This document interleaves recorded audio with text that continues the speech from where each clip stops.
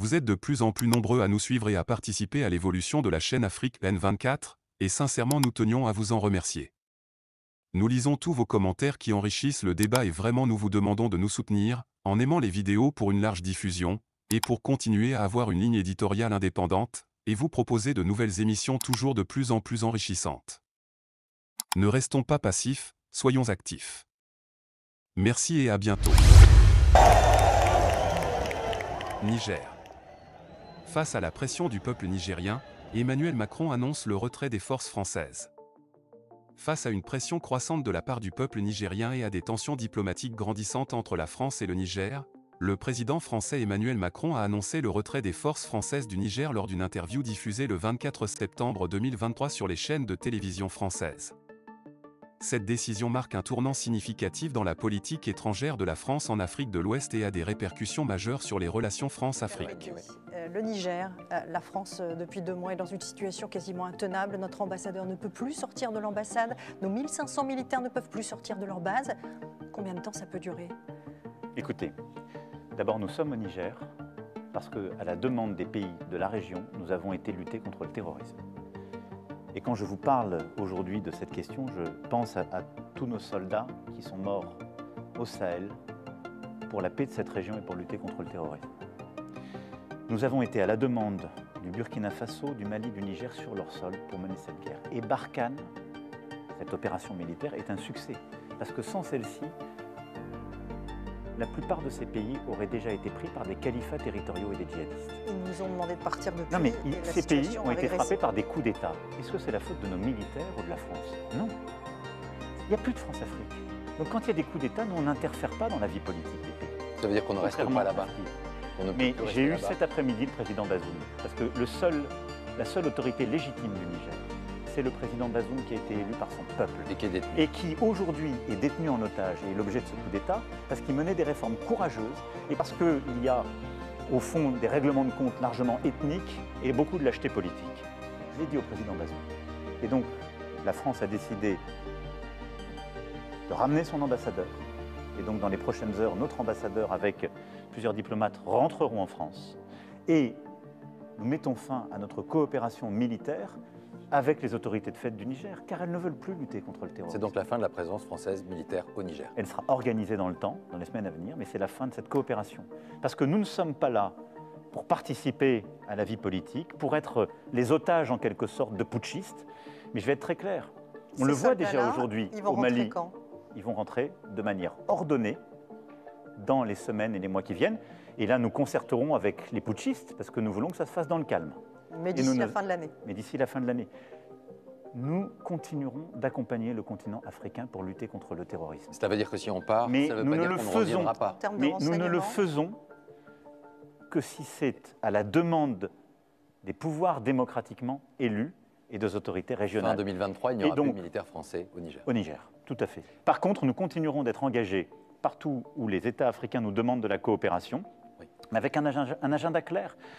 Nous, on n'est pas là pour participer à des coups d'État ou interférer. On est là pour lutter contre le terrorisme. Et je vous le dis, les putschistes sont les amis du désordre. Regardez aujourd'hui, le Mali, chaque jour, a des dizaines de morts. Au moment où je vous parle, il y a plus de morts liés au terrorisme islamiste au Niger depuis le début de ce coup d'État qu'il n'y en a eu dans les 18 mois précédents. Et donc, moi, je suis très inquiet par cette région. Je pense que la France, parfois seule, a pris toutes ses responsabilités grâce à nos militaires. Et je suis fier d'eux. Et nous devons être fiers d'eux, car cette opération a été un succès. Monsieur le Président. Maintenant, nous ne sommes pas responsables de la vie politique de ces pays et on doit en tirer les conséquences. Une question sur un autre. La situation au Niger s'était détériorée suite à un coup d'État survenu fin juillet 2023, au cours duquel le président nigérien en place, Mohamed Bazoum, avait été renversé par des militaires dirigés par le général Abdourahmane Tiani.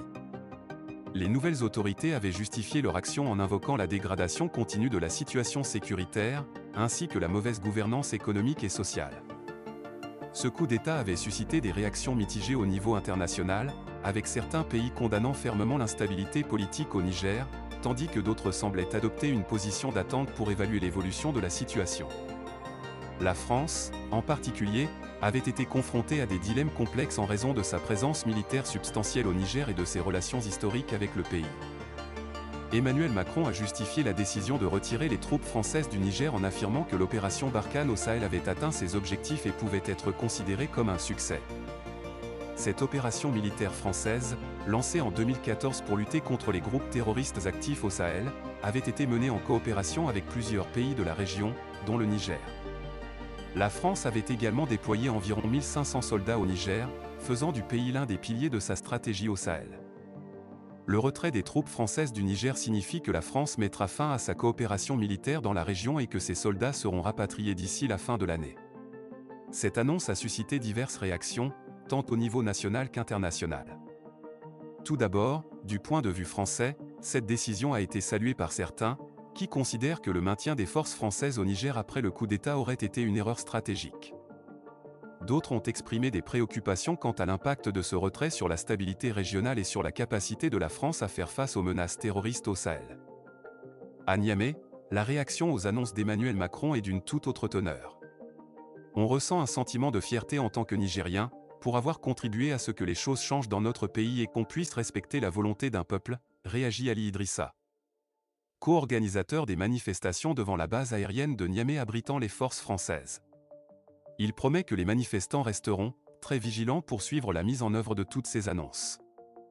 Sur la scène internationale, cette décision a attiré l'attention des acteurs régionaux et des observateurs internationaux. Elle soulève des questions sur l'avenir de la lutte contre le terrorisme au Sahel, alors que les groupes djihadistes continuent de représenter une menace sérieuse pour la sécurité régionale. À cette question, une réponse est déjà trouvée, avec la création de l'Alliance des États du Sahel. L'Alliance des États du Sahel est une coalition régionale composée de plusieurs pays sahéliens, dont le Niger, le Mali, le Burkina Faso. Elle a été formée dans le but de renforcer la coopération en matière de sécurité et de développement dans la région sahélienne, qui est depuis plusieurs années le théâtre d'activités terroristes et d'instabilité politique. Cette alliance régionale a émergé en réponse à la nécessité de prendre en charge la sécurité de la région des trois frontières et de renforcer la coopération entre les États membres pour faire face à ces défis communs. Le retrait français pourrait également influencer la manière dont d'autres pays, notamment les États-Unis, abordent la question de la présence militaire au Sahel. L'annonce du retrait des forces françaises du Niger a mis en lumière la complexité des relations entre les puissances étrangères et les pays africains en proie à des crises politiques et sécuritaires. Elle rappelle également la nécessité pour les acteurs internationaux de réévaluer leur stratégie dans un contexte en constante évolution. En ce qui concerne la France, ce retrait constitue un changement significatif dans sa politique étrangère au Sahel. Depuis le début de l'opération Barkhane, la France a cherché à maintenir sa présence militaire tout en réduisant sa visibilité pour éviter d'être perçue comme une puissance néocoloniale. Le retrait des forces françaises du Niger met fin à cette stratégie. En fin de compte, l'annonce du retrait des forces françaises du Niger est un moment charnière dans la région du Sahel et suscite de nombreuses interrogations quant à son impact sur la sécurité régionale, la lutte contre le terrorisme et les relations franco-nigériennes. Elle souligne également la nécessité d'une réflexion approfondie sur les politiques étrangères et de sécurité dans un monde en mutation rapide. Nous voici à la fin de ce Flash Info, et nous espérons sincèrement qu'il vous a plu. Nous sommes impatients de connaître vos impressions, alors n'hésitez pas à nous les envoyer dans les commentaires ci-dessous si vous avez trouvé ce Flash Info instructif. Par ailleurs, nous avons remarqué que plusieurs de nos spectateurs ne sont pas encore abonnés à notre chaîne. Votre soutien est essentiel pour nous permettre de continuer à produire du contenu intéressant pour l'Afrique des libertés. Pour nous encourager, n'hésitez pas à cliquer sur le bouton j'aime. Montrez votre soutien en aimant et en partageant cette vidéo pour aider l'algorithme YouTube. Assurez-vous également de vous abonner et d'activer la cloche de notification pour rester informé de nos dernières flash infos. Toujours dans le souci de promouvoir l'évolution positive en Afrique, nous vous remercions de nous suivre. À bientôt. Likez la vidéo si ce n'est pas déjà fait. Laissez aussi votre point de vue en commentaire. Abonnez-vous et cliquez aussi sur la petite cloche de notification pour ne rien rater de nos prochaines vidéos. N'oubliez pas de partager aussi la vidéo et de la liker.